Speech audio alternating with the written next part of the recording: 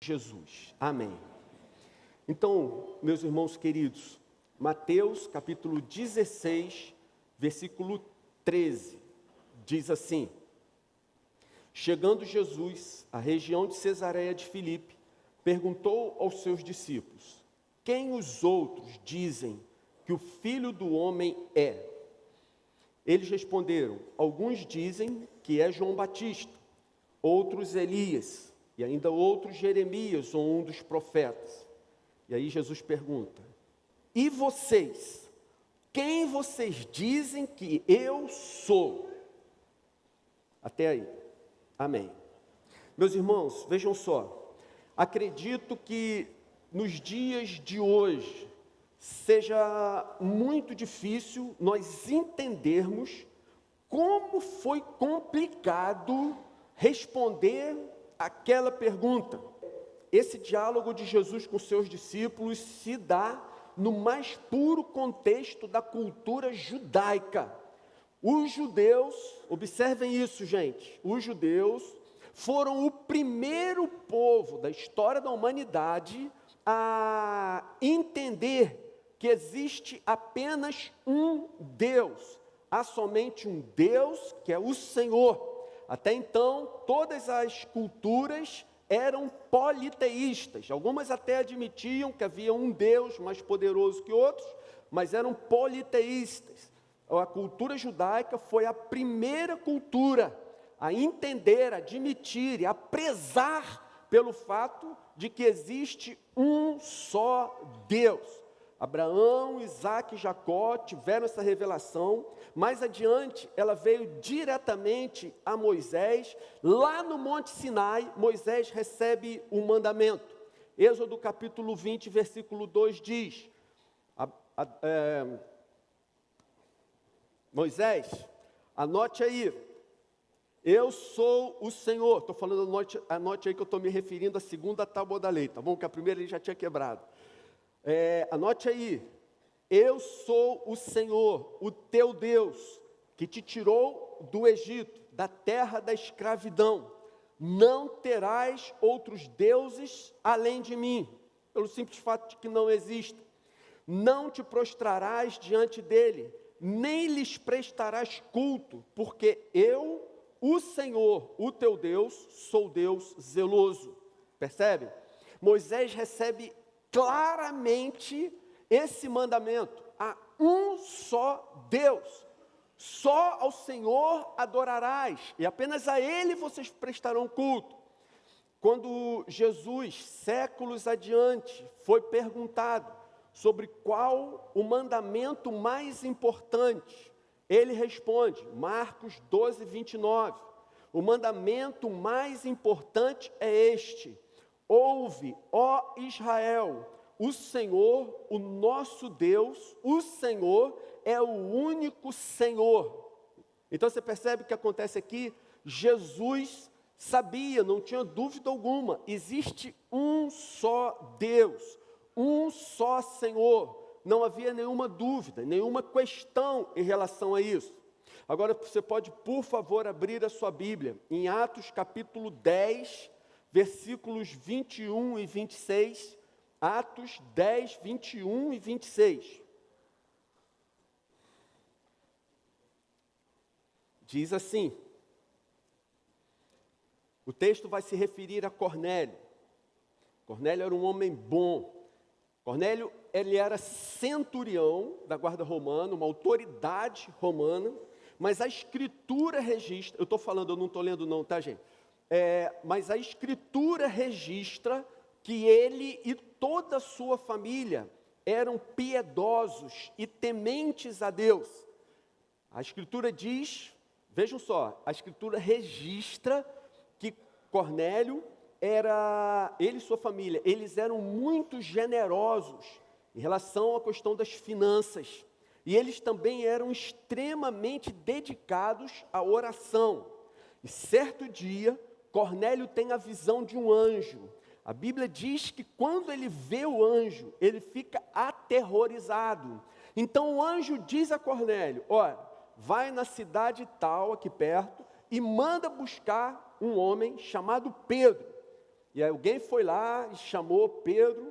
E aí, gente, vocês imaginem, se você tem a visão de um anjo e o anjo te diz, vai lá no lugar tal e manda chamar fulano de tal. Quando esse cidadão chegou, quando Pedro chega, a reação de Cornélio é impressionante. Veja o que diz o versículo 25 de Atos 10. Quando Pedro ia entrando em casa, Cornélio dirigiu-se a ele e prostrou os seus pés adorando. Então, vocês veem o que está acontecendo aqui? Cornélio ainda está sob efeito do choque tremendo, que certamente foi a visão real de um anjo na sua frente. Então, no instante em que Pedro aparece, a reação de Cornélio intempestiva é essa. Simplesmente ele se ajoelha diante de Pedro, ele se prostra e com intenção de adorar a Pedro. E como Pedro reagiu? Verso 26 diz, Pedro o fez levantar-se, imediatamente dizendo, levante-se, eu sou homem como você. Apesar de toda aquela manifestação espiritual tremenda do anjo aparecer, a luz, etc., o anjo falar com ele e ter mandado buscar Pedro, Pedro era homem, exatamente igual a mim, exatamente igual a você. Não se deve ajoelhar, prostrar, adorar a homem algum. A régua passou lá embaixo. Todos pecaram, todos estão destituídos da glória de Deus. No entanto, algo muito parecido aconteceu com Jesus. Marcos capítulo 5, versículo 22, diz que um dos dirigentes da sinagoga, chamado Jairo, você vai se lembrar do texto, da história, um dos dirigentes da sinagoga chamado Jairo, vendo Jesus, prostrou-se a seus pés. Jairo foi a Jesus clamar por causa da sua filhinha, que estava profundamente doente, à beira da morte. Então ele chega na presença de Jesus e se prostra. Quem é Jairo? Jairo não era um centurião romano, Jairo não era um cidadão romano, Jairo era um dos líderes da sinagoga. O versículo 22 diz, Jairo, um dos dirigentes da sinagoga, vendo Jesus, prostrou-se aos seus pés. Jairo, mais do que ninguém, conhecia o mandamento, não terás outros deuses diante de mim, não te prostrarás diante deles, nem lhes prestarás culto, porque eu, o Senhor, o teu Deus, sou Deus zeloso. Ele liderava, ele era um dos líderes da sinagoga, ele era um dos que ensinava a lei, ele era um dos que zelava para que a lei fosse cumprida. Ele sabia que não se prostra diante de ninguém, de nenhum homem, o único digno de toda adoração é o Senhor, nosso Deus. Então, apesar dele ser dirigente da sinagoga, um profundo conhecedor da lei, de todos esses princípios, ele se prostra diante de Jesus. E olha que coisa interessante, Jesus não o repreende, Jesus não contesta, Jesus não diz que ele não devia fazer isso, que ele estava errado, que ele se enganou, ou qualquer coisa nesse sentido. Mas não foi apenas Jairo, aquela mulher que os evangelhos dizem que sofreu uma hemorragia há muitos anos, quando ela foi curada, o texto diz que ela se prostrou e adorou a Jesus. Aqueles 10 leprosos que foram curados por Jesus, apenas um voltou para agradecer. Esse um que voltou para agradecer, se prostrou e agradeceu a Jesus. Maria, irmã de Lázaro, que morreu, que depois Jesus o ressuscita. Ela procura Jesus, se prostra diante dele e o adora. O próprio apóstolo Pedro, lá quando ele observa a pesca maravilhosa no início do ministério de Jesus, ele vendo o milagre de Jesus naquele momento, o texto diz que ele se prostra e adora a Jesus. Várias outras situações, nas mais diversas circunstâncias, as pessoas vão a Jesus, se prostram diante dele e o adoram. E curioso, em momento algum, Jesus repreendeu esse tipo de gesto, de atitude. Em todos esses momentos, todos esses acontecidos, todos esses ocorridos, Jesus aceitou a adoração. E mais tarde, já no final do seu ministério, o Senhor reunido com seus discípulos, e várias pessoas participando ali. Ele estava no templo e várias pessoas tiveram acesso ao seu sermão. Ele em João capítulo 10, versículo 30 diz: eu e o Pai somos um. Então vocês percebem o que acontece aqui? Jesus diz: eu e o Pai somos um. Eu e Deus somos uma única pessoa. Eu e Deus somos um só. E veja como é que os judeus reagem. O texto diz que, novamente, os judeus pegaram em pedra para apedrejá-los. Mas Jesus perguntou: eu lhes mostrei muitas coisas, muitas boas obras da parte do Pai. Por qual delas vocês querem me apedrejar? E os judeus responderam: não vamos apedrejá-lo por nenhuma boa obra, mas pela blasfêmia, porque você é um simples homem e se apresenta como Deus. Percebe? O que enfureceu, enraiveceu aqueles homens, é que eles observaram que Jesus estava se apresentando, se revelando efetivamente como Deus. Mais tarde, após a ressurreição, Jesus aparece a Tomé, e Tomé simplesmente exclama: Senhor meu e Deus meu. Então, o que acontece aqui? Jesus não só aceita ser adorado, mas afirma que Ele e Deus são as mesmas pessoas, são a mesma pessoa, percebe? Ele não apenas aceita que as pessoas se prostrem diante dele, diferente dos apóstolos, que repreendiam toda e qualquer atitude desse sentido, mas Jesus aceita a adoração e ele age como Deus, ele cura como Deus, ele liberta como Deus, ele age como Deus. E ele diz: eu e o Pai somos um. Em outras palavras, eu sou Deus. Então, gente, quais são as consequências disso? Gente, olha só, a principal consequência disso para muita gente, Jesus é um grande mestre. Para algumas pessoas, Jesus é um ser iluminado. Você já deve ter ouvido isso. Para outros, Jesus foi um profeta, ou é um profeta. Jesus é o maior homem que já viveu. Jesus é um santo. Jesus é um grande filósofo. Contudo, diante da afirmação que Jesus fez de si mesmo, de que ele era Deus, nenhum desses conceitos aqui está correto. Jesus não pode ser nada do que foi dito aqui, agora nesse segundo momento.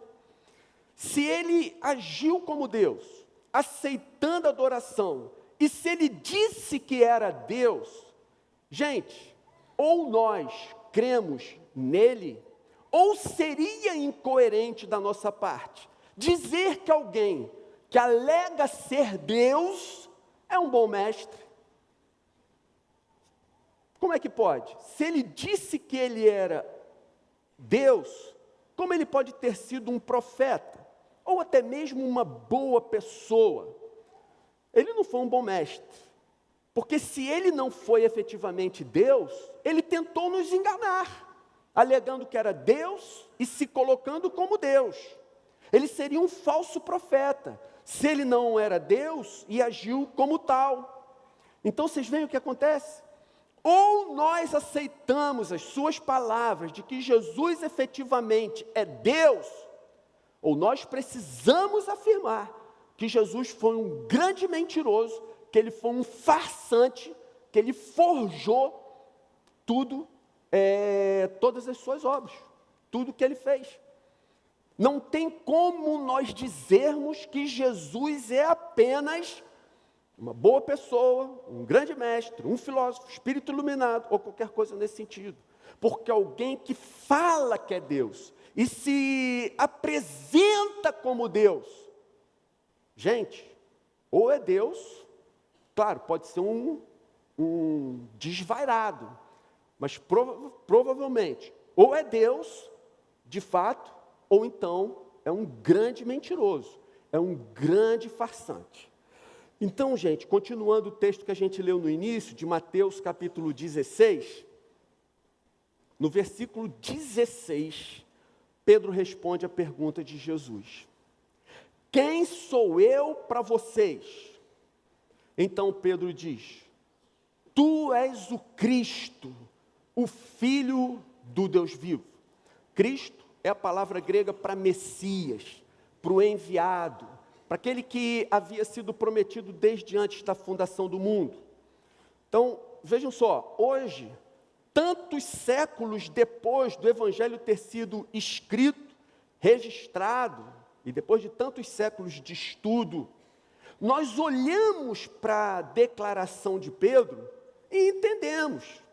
Para nós, no século 21, nós cristãos no século 21, a declaração de Pedro parece óbvia.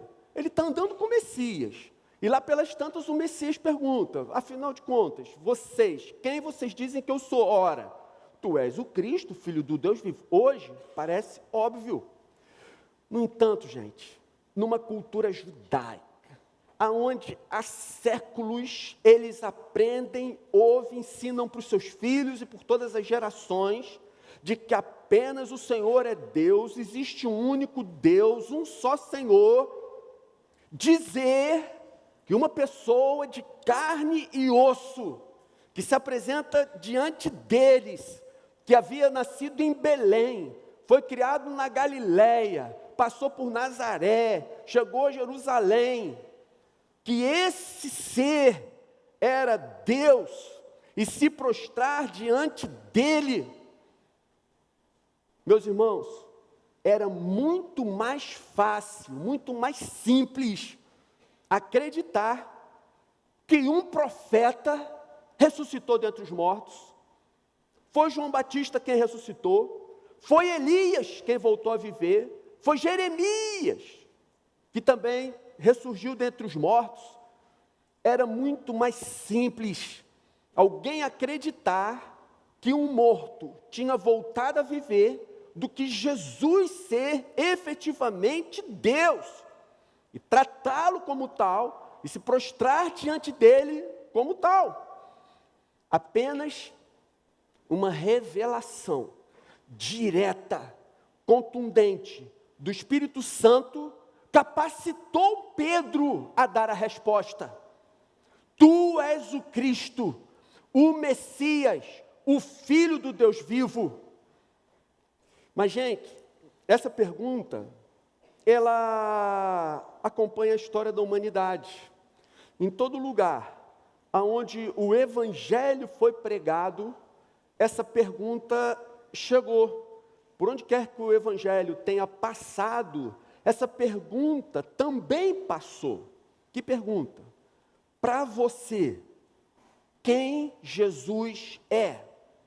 Para você, quem é Jesus? Então, gente, vamos às aplicações aqui. Primeira aplicação.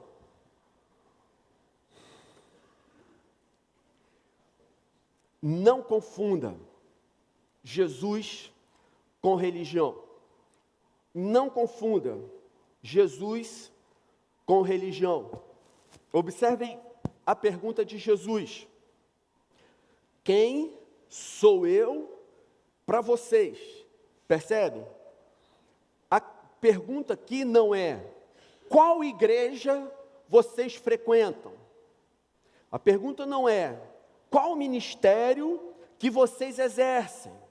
A pergunta não é há quanto tempo você está nessa igreja. A pergunta não é essa. Tudo isso é absolutamente secundário. A pergunta vital que todos nós precisaremos responder em algum momento da nossa vida é: quem é Jesus para você? De que forma você responde essa pergunta? Quem é Jesus para você? Com o seu comportamento, com a sua vida, com os valores do seu coração. Como a sua vida tem sido influenciada por Ele. Percebem? Há uma grande diferença de Jesus para a religião. E aqui, Jesus não está nem um pouco preocupado para a religião. Se você der uma lida rápida no Novo Testamento, você vai ver até o contrário. Jesus era extremamente compassivo com os pecadores, e ele pegava duríssimo com os religiosos, que se achavam melhores do que os outros, que tinham uma postura arrogante, que tinham uma postura orgulhosa, vaidosa. Jesus sempre pegou pesadíssimo com aqueles que se apresentavam como mais puros, santos, especiais, diferentes dos outros. Então, meus irmãos, não confunda Jesus com religião. Quem vocês dizem que eu sou? Segunda aplicação. Diante do que Jesus afirmou, de si próprio, de si mesmo, Jesus é tudo ou nada, não tem meio termo.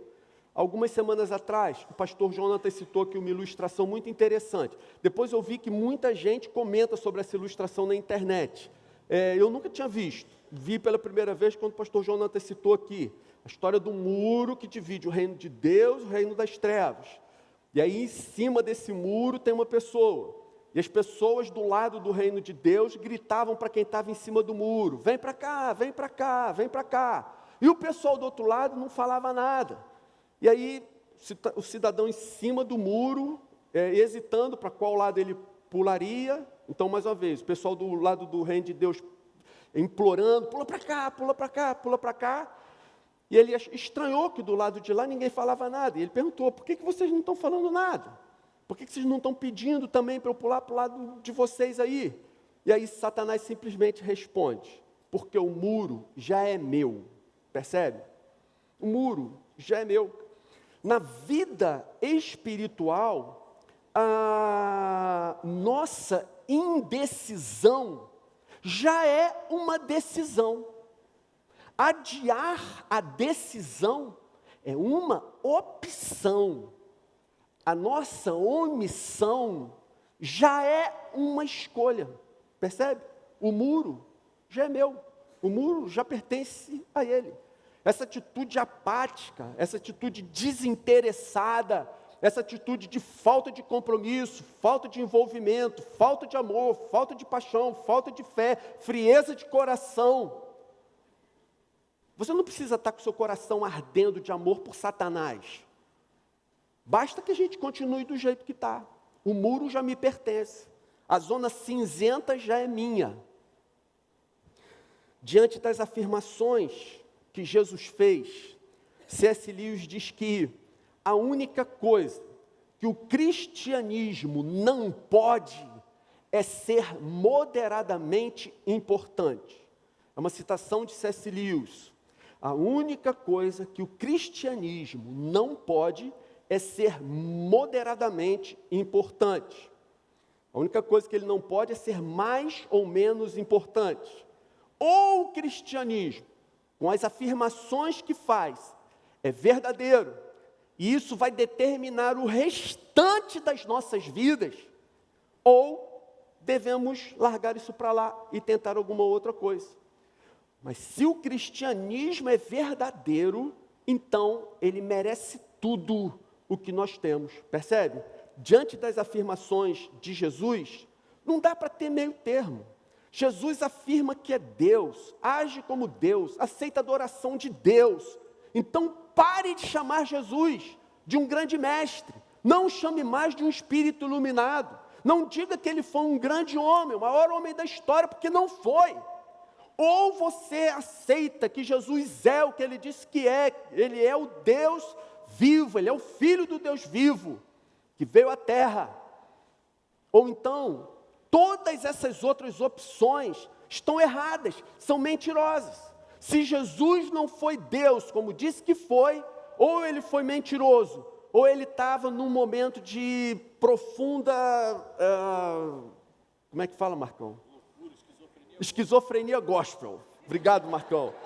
Marcão dá o diagnóstico na veia, viu?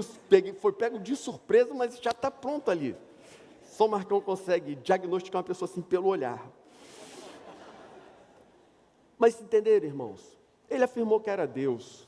ou nós aceitamos que Ele é Deus, ou não diga que foi um bom mestre porque não foi, não diga que foi um espírito iluminado porque não foi, um bom homem ou qualquer coisa assim. Ou aceitamos que Ele é Deus, ou então Ele não é digno de nada. Com Jesus é assim, é tudo ou nada. E deixa eu terminar aqui. Terceira aplicação. Decida já. É a terceira aplicação. Decida já. A gente está falando de que decisão? Ora, da resposta que Jesus está esperando da gente. Para você, quem eu sou? Você vai ter que tomar uma decisão. Você vai ter que dar uma resposta. Ou Jesus é tudo, ou Ele não é nada. Ou Ele é Deus, ou não é coisa nenhuma. Então a terceira aplicação é: decida já, responda já. Sabe por quê, minha gente? Porque a vida, a gente já falou isso em outras ocasiões, a vida é curta, dura, incerta. O tempo se escoa rapidamente. Muitas das nossas decisões ou são tomadas em determinados momentos, ou nós não teremos outra oportunidade. E é verdade, irmãos, a Bíblia diz que um dia todo joelho se dobrará e toda boca confessará que Jesus Cristo é o Senhor. Como? Desde a criação até os dias de hoje, nenhum único tio da lei, da palavra de Deus, caiu ou deixou de se cumprir. Essa palavra também se cumprirá. Mas eu quero dizer para vocês que bem-aventurados são aqueles que efetivamente fazem de Jesus o Senhor de suas vidas, ainda há tempo de o servirem aqui na terra. Amém, gente? Vamos fazer uma oração? Senhor querido, colocamos nossos corações no Teu altar, na Tua presença, e vamos passar para o momento da ceia, Senhor, quando reafirmamos o nosso compromisso de vivermos para Ti, de Te servirmos, de Te entregarmos tudo que somos, tudo que temos, colocar toda a nossa vida em Tuas mãos, para sermos instrumentos para a honra e glória do Teu santo nome. Então, agora, Senhor, quando a Tua palavra nos exorta a examinarmos nosso próprio coração, nos examinarmos a nós mesmos, Senhor, traz à nossa mente o que precisamos acertar com o Senhor, dá-nos uma convicção profunda do nosso pecado, dá-nos um sentimento de enorme repulsa por Ele e a convicção, Senhor, do imensurável amor de Jesus, que se entregou na cruz a nosso favor, não só para perdoar os nossos pecados, mas também para nos fazer viver uma vida santa na Tua presença. Então, Senhor, queremos levar toda essa nossa declaração de fé a sério, Senhor, sobre a cruz, a Tua morte, a Tua ressurreição. Ajuda a gente, Senhor, a vivermos essa realidade. Agora, Senhor, ministra a ceia aos nossos corações. Nós te pedimos em nome do Senhor.